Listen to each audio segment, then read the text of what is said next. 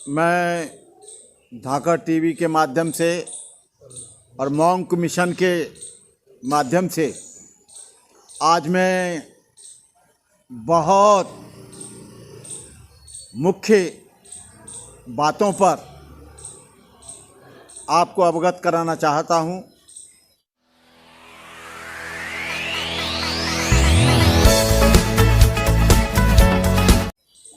जो मेरे देश के अम्बेडकरवादी लोग हैं, जो बुद्धिस्ट हैं, जो कबीर में आस्था रखते हैं, जो फुले में आस्था रखते हैं और साहू जी महाराज में आस्था रखते हैं, या जो दलित समाज के लोग हैं, अम्बेडकरवादी लोग हैं, उन लोगों को मैं कुछ इस चैनल के माध्यम से आपको एक बहुत ख़ास सूचना देना चाहता हूँ।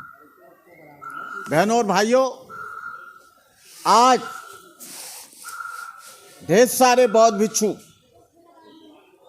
हो सकता है कुछ लोगों को खराब लगे, हो सकता है कुछ लोगों को बुरा लगे, लेकिन मुझे कहना इसलिए पड़ रहा है क्योंकि समाज का बहुत बड़ा शोषण हो रहा है।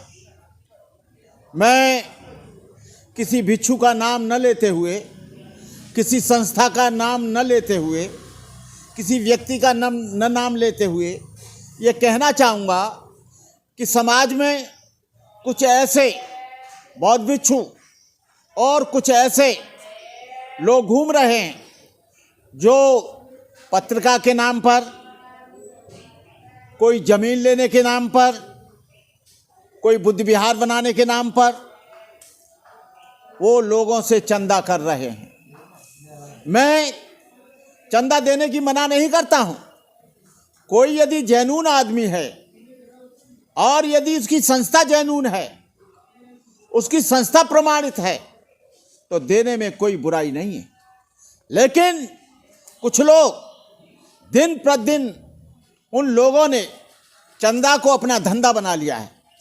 कुछ लोगों ने लोगों के यहाँ जाते हैं कि हम पत्रिका निकालते हैं, हमें पत्रिका, केवल एक पत्रिका निकलती है, बाकी वो आजीवन सदस्य बनाते हैं।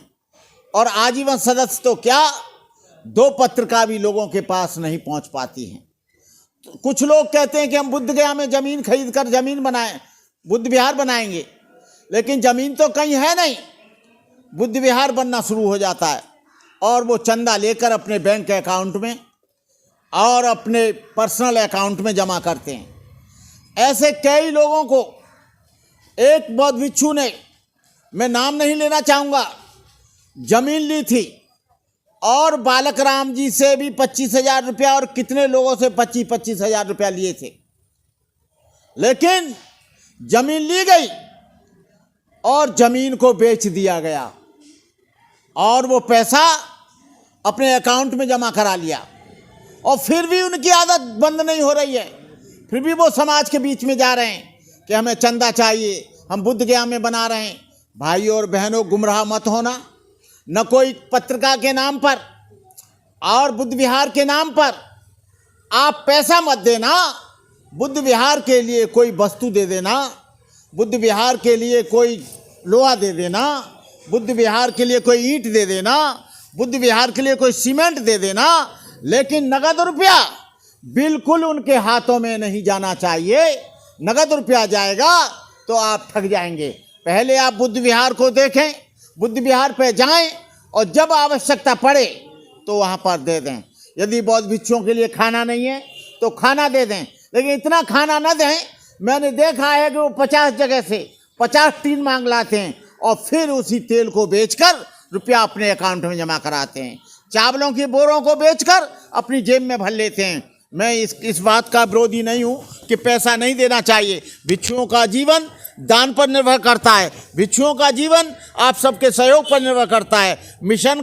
मिशन का जो रास्ता है वो आपसे निकलता है।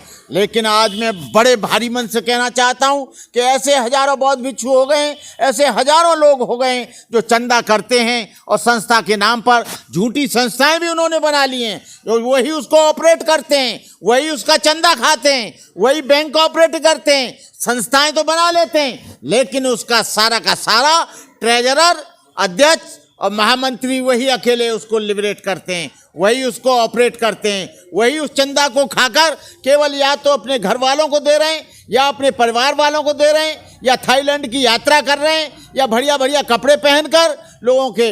भाइयों, आपका शोषण बहुत हो चुका है, आप अपने शोषण से बचिए और ऐसे बौद्ध भिक्षुओं को बिल्कुल अपने यहाँ नहीं आने दो। आपको बताएं, ऐसे तमाम बौद्ध भिक्षु हो गए, उनको घर में ना आने दें।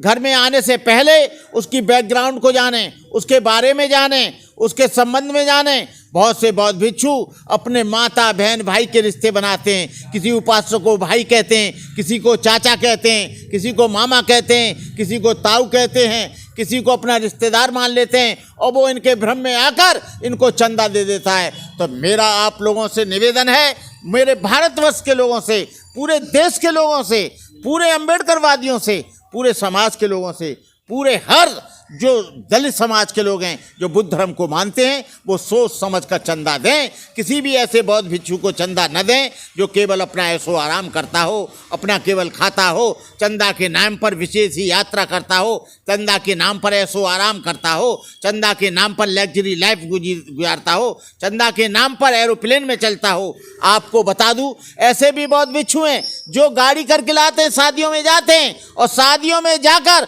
वहीं से गाड़ी पकड़ लेते हैं और फिर कहते हैं कि हम दिल्ली से आए हैं, 5,000 की पेट्रोल चाहिए। ऐसे कई उपासक हैं जिनसे पैसा लिया गया मेरे सामने, और वो आए थे यहीं पास से, वहीं से किसी उपासक की गाड़ी ले आए और उनसे 5,000 10,000 रुपया ऐंठ लेते हैं। तो बौद्ध भिक्षु से कहिए कि गाड़ी में आए, और यदि कार से आ रहा है तो अपने खर्चे से आए, कोई भी ऐसा खर्चा उनको न दे। कोई भी कार से आता है, कार का खर्चा न दे, वो ट्रेन से आए या वो बस से आए।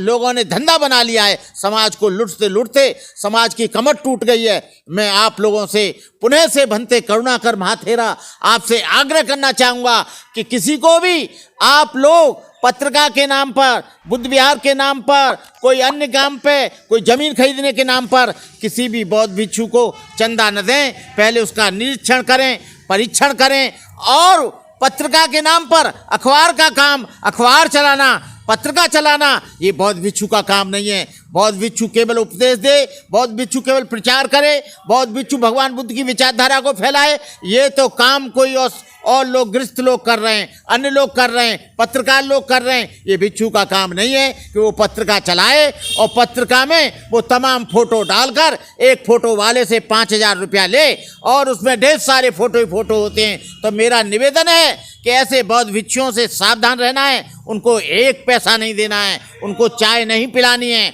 उनको घर के अंदर नहीं बिठाना है। जो बार बार चंदा लेने के लिए आए उसे भगा दो अपने घर से। इन्हीं शब्दों के साथ मेरी यही अपील है कि आप लोग ऐसे लोगों को चंदा न दें, ऐसे लोगों को घर में न बिठाएं, ऐसे लोगों को किसी भी तरह का सहयोग न करें। इन्हीं शब्दों के साथ बनते करुणाकर का जय भीम, नमो बुद्धाय।